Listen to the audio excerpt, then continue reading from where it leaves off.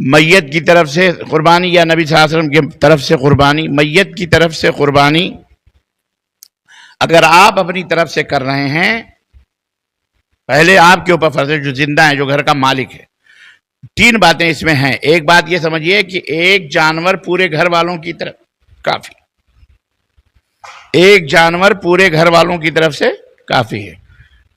اللہم لکا ومنکا، یا جو ذبح کرتے ہیں نا کہ اللہ تقبل ھذا منی ومن اہلی، اہل بیتی ومن اہلی، اے اللہ قبول فرما میری طرف سے اور میرے تمام گھر والوں کی طرف سے.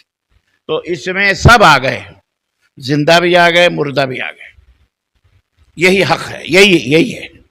الگ سے اگر آپ کوئی قربانی میت کی طرف سے کرنا چاہتے ہیں تو اس میں اختلاف ہے، لیکن بہرحال بعض اہل علم کہتے ہیں کہ اگر کسی نے کری ہے تو کوئی حرج نہیں ہے، جائز کر سکتا ہے اس کے میت کو. وہ اس کی بھی 2 شکلیں، ایک شکل یہ ہے کہ آپ اپنی مرضی سے کر رہے ہیں، دوسری شکل یہ ہے کہ میت نے وصیت کی ہو کہ بیٹا میری وصیت ہے جب تک تو زندہ رہے گا میری طرف سے قربانی دیتا رہے، تو یہ کوئی نہ کوئی حرج نہیں. یا وصیت نہ کی ہو لیکن بیٹا اپنے ماں باپ کی طرف سے دینا چاہتا ہے تو بعض اہل علم کہتے ہیں خود کھا بھی سکتا ہے، بعض لوگ کہتے ہیں نہیں، اس کو غریبوں میں بانٹ دیں، غریبوں میں اسے بانٹ دیں. تو بہرحال میت کی طرف سے قربانی کرنے میں کوئی قباحت نہیں ہے. شرط یہی ہے کہ سب سے پہلے صاحب خانہ کی اپنے گھر والوں کی طرف سے قربانی، جو زندہ ہیں ان کی طرف سے قربانی. جی. اور رہا مسئلہ رسول اللہ صلی اللہ علیہ وسلم نے جو کی طرف سے، یہ سنت سے ثابت نہیں ہے کسی صحابی سے، سوائے حضرت علی بن ابی طالب رضی اللہ تعالیٰ عنہ، جو اپنی زندگی بھر نبی صلی اللہ علیہ وسلم کی طرف سے قربانی کرتے تھے، اس وجہ سے کہ نبی نے انہیں حکم دیا تھا، وصیت کی تھی کہ تم میری طرف سے قربانی کرتے رہنا جب تک. تو حضرت علی رضی اللہ عنہ کرتے تھے. آپ کے لیے ایسی کوئی سنت صحابہ سے ثابت نہیں. جی.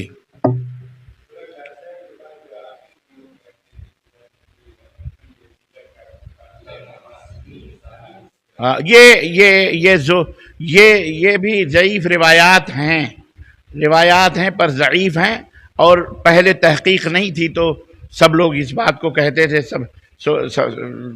سبح اسم ربک الاعلی، کہتے سبحان ربی الاعلی. تو یہ ضعیف روایتوں سے ثابت ہے لیکن صحیح احادیث سے ثابت نہیں ہے، اس لیے ان آیتوں کا جواب دینا یہ ضروری نہیں ہے.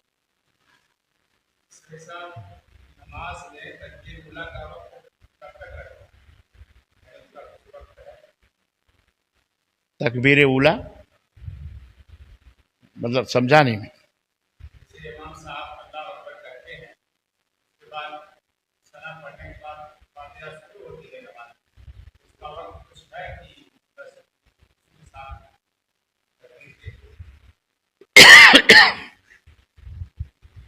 تکبیر کے بعد تو ثنا پڑھتے ہیں، اعوذ باللہ، بسم اللہ اور سورہ فاتحہ.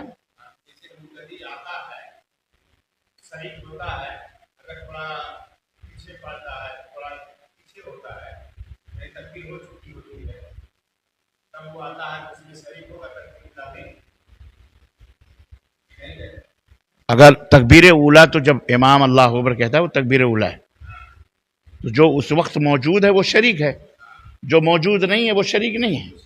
وہ پہلی رکعت میں شریک ہو سکتا ہے، تکبیر اولا میں شریک نہیں ہوگا. جزاک اللہ.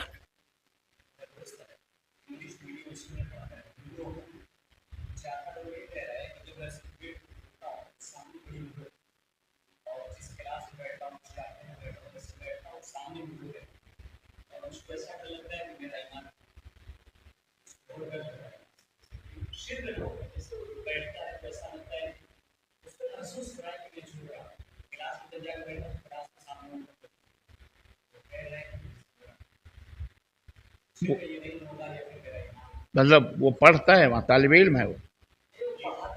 اچھا استاد ہے. اچھا.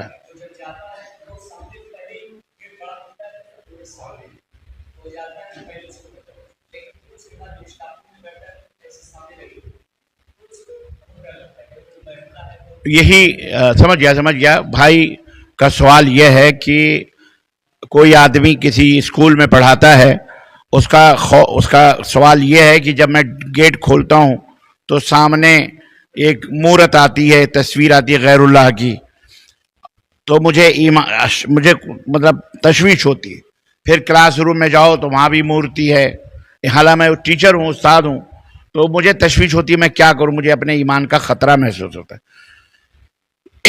اولاً تو میں یہ عرض کروں گا کہ وہاں آپ کی روزی روٹی ہے، اور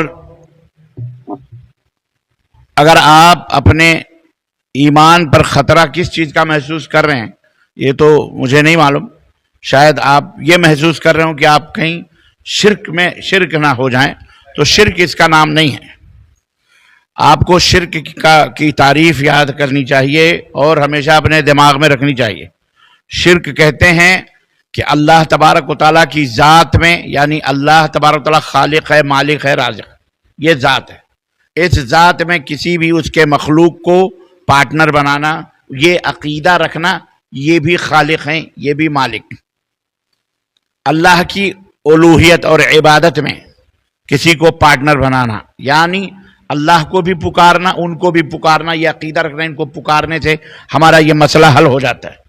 نمبر 3، اللہ کے اسماء اور صفات میں شریک بنا، یعنی اللہ تعالیٰ کے نام ہیں پیارے پیارے، ان ناموں میں کہ یہ بھی ہیں جو حی لا یموت ہیں، یہ بھی ہیں جو ہمیشہ یہ دلوں کے عالم الغیب ہیں، یہ دلوں کے بھیدوں کو جانتے ہیں، یہ بھی ہیں، یعنی اس طرح کے عقیدے. تو اس طرح کا عقیدہ رکھنا یہ شرک ہے. کسی بت کو دیکھنا، کسی فوٹو کو دیکھنا، کسی قبر کو دیکھ لینے سے شرک لازم نہیں آتا. تو اس کو اگر محسوس ہے تو اعوذ باللہ پڑھ لے،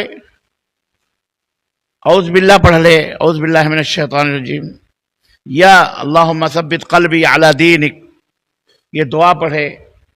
اور اگر واقعی بہت زیادہ خطرہ محسوس ہوتا ہے تو وہ اس نوکری کو چھوڑ دے، کسی ایسی نوکری کی جستجو کرے جس میں وہ اسلام کی بھی خدمت کر سے اپنی تعلیم کے ذریعے سے، اور اپنی زندگی کے معاش کا بھی اس کو مطلب ایک روزی کا ذریعہ مل جائے. تو اللہ تعالیٰ کے لیے اگر وہ اس بات کو چھوڑے گا، من ترک شیئا للہ عوض اللہ باحسن منہ، او کما قال النبی صلی اللہ علیہ وسلم، رواہ البخاری.